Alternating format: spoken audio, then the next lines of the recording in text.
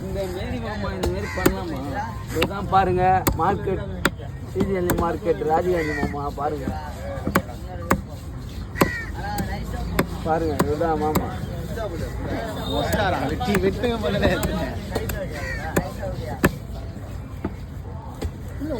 ஒச்ச மாதிரி தெரியலையா